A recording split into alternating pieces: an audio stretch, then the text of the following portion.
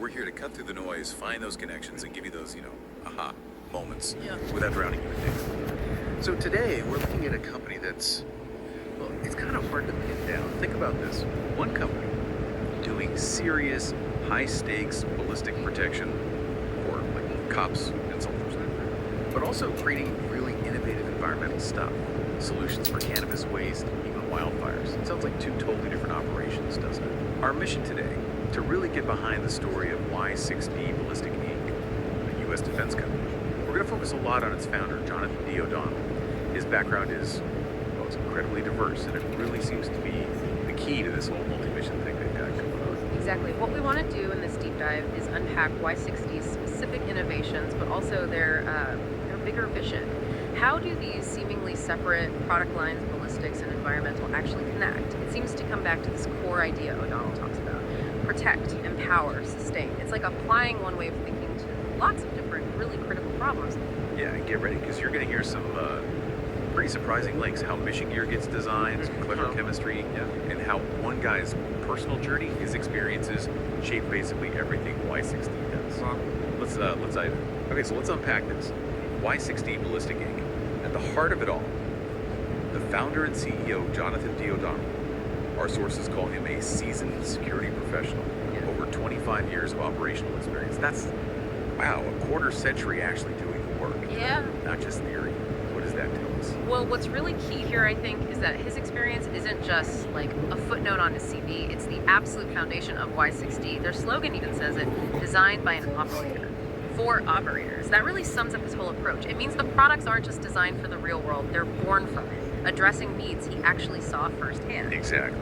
And his background, it's incredibly broad within private security. We're talking intel, SWAT stuff, tactical medicine, rescue, even close combat and firearms training. This isn't stuff you just read about. It's high stakes, hands-on work. And that really feeds into the core principle of Y6D, doesn't it? Every single thing they make is engineered for when it absolutely has to work. It's tested in the field, rigorously, not just, in a lab somewhere. O'Donnell's own words about standing beside those whose lives were saved by their armor. That experience deeply defines their mission. It's all about making protection that you can trust under extreme pressure. Failure just isn't an option. And that quote of his, it really hits home. We don't build gear for the sake of sales. We build it for the men and women who put it on every morning, hoping they never need it. But if they do, ours will work. Wow. Yeah, that says a lot about the commitment level. Yeah. So how does that translate into the actual gear? For a U.S. defense company like Y6D, what makes their stuff stand out in, let's face it, a pretty crowded market? What are the standards? It's a great question. They really emphasize rigorous standards. You see NIJ certification prominently mentioned for their soft armor levels, 2 and 3A specifically. And then their hard body armor goes up to level II. Okay, break that down a bit. NIJ levels. Right. So, NIJ level 3A. That's the standard for stopping most common handgun rounds. Pretty critical for law enforcement and personal defense.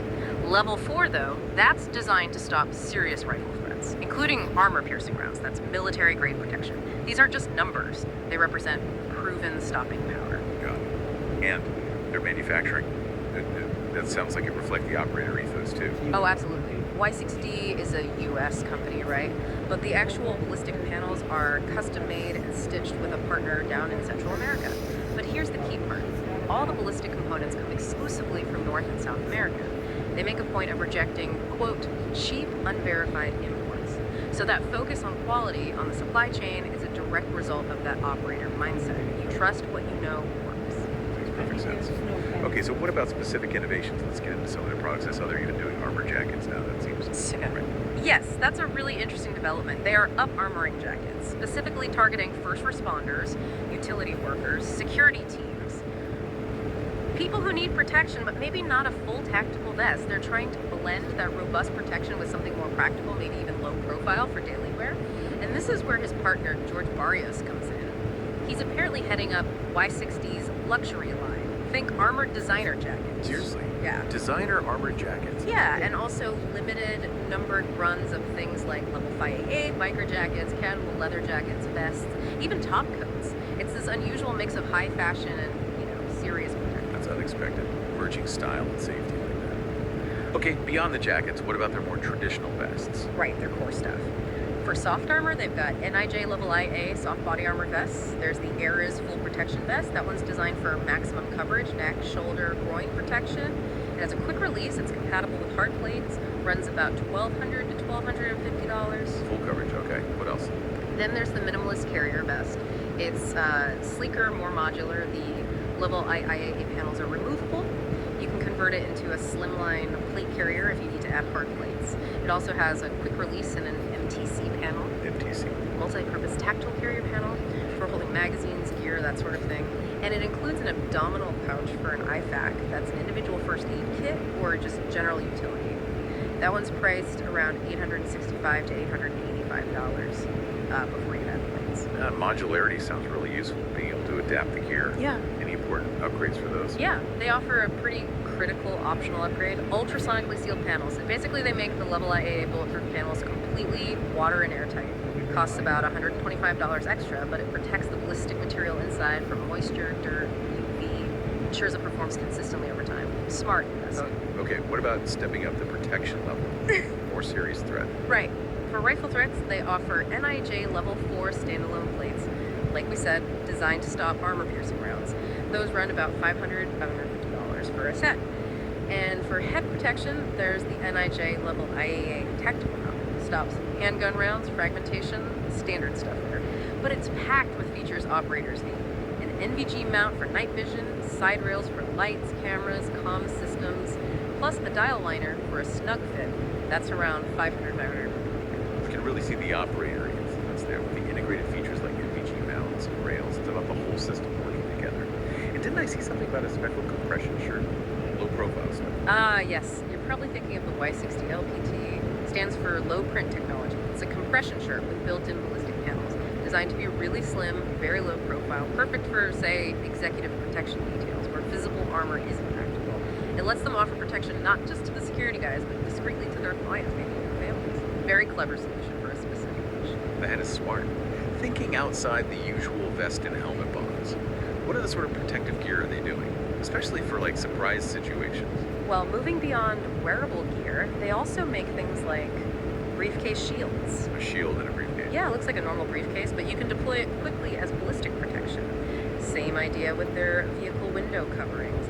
These are for rapid deployment, in an emergency active shooter scenario, providing instant temporary cover in places you wouldn't normally have. Okay, very focused on immediate response needs.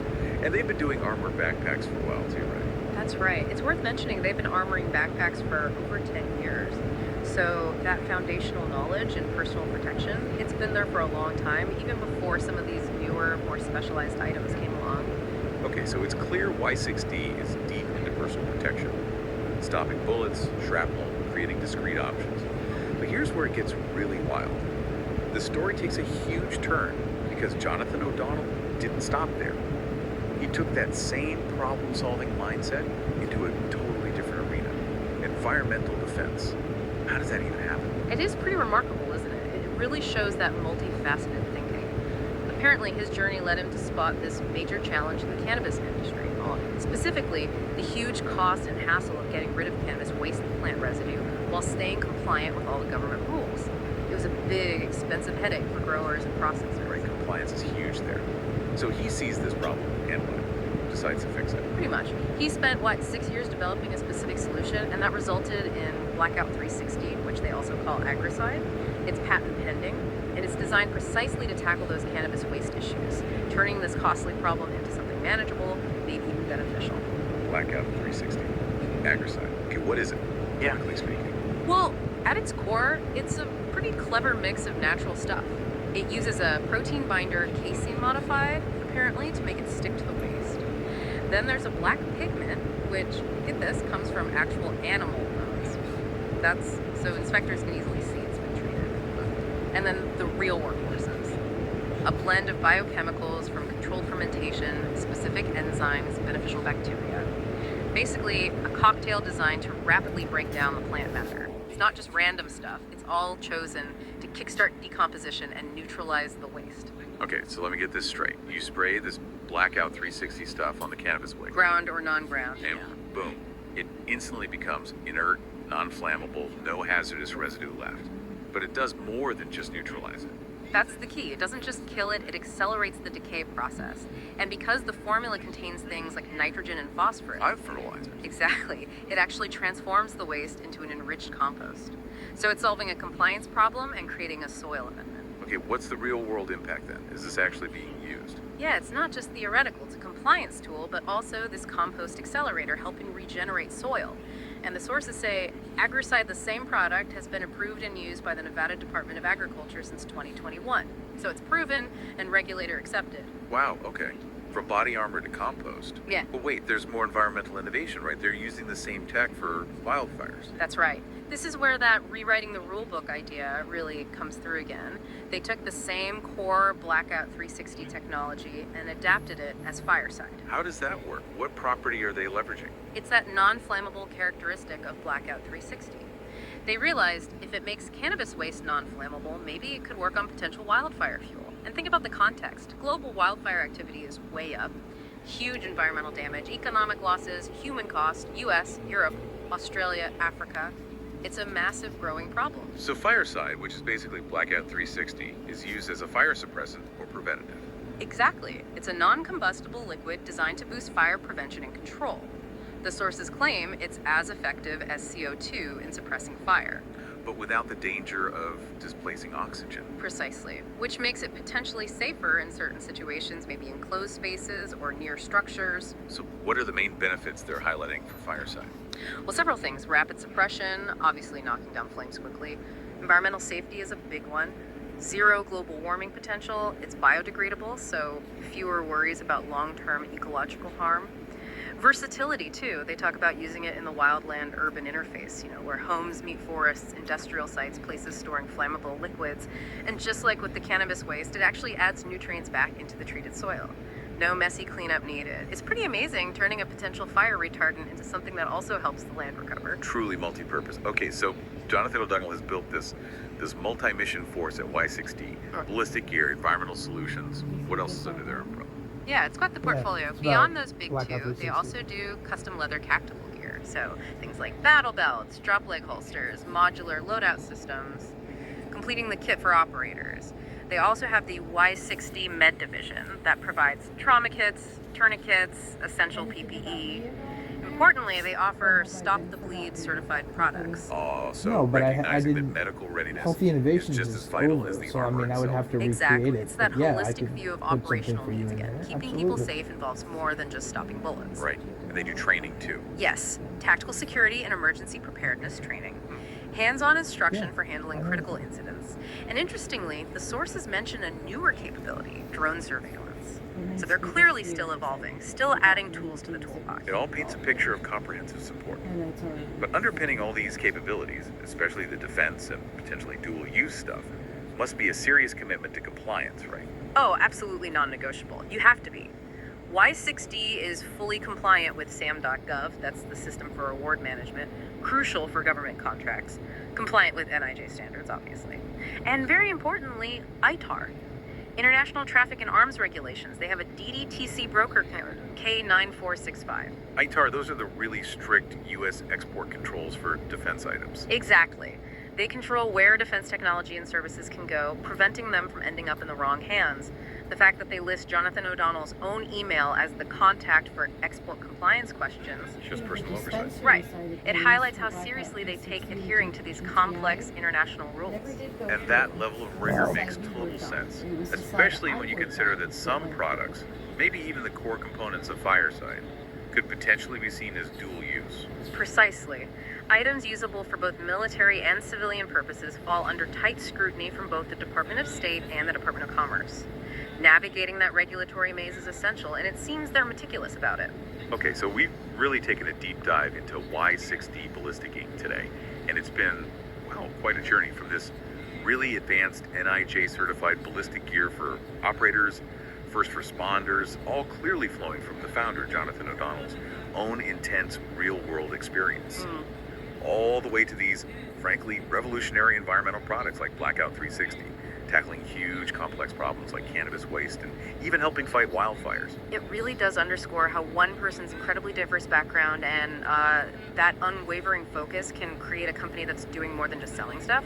They're genuinely pursuing this multifaceted mission: protect, empower, sustain.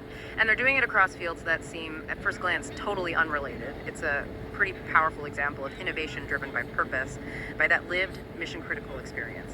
So, what's the takeaway for you listening to this? I think it shows that real innovation sometimes isn't about drilling down into one tiny specialty. Sometimes it comes from someone with broad practical experience who just sees connections others miss, sees unmet needs across different domains. Tactical safety on one hand, environmental safety on the other. So maybe think about this. How many other big challenges out there, whether they're about keeping people safe or protecting the planet, could benefit from this kind of approach? This rewriting the rule book, operator-driven mindset applied more broadly. It's definitely something to mull over.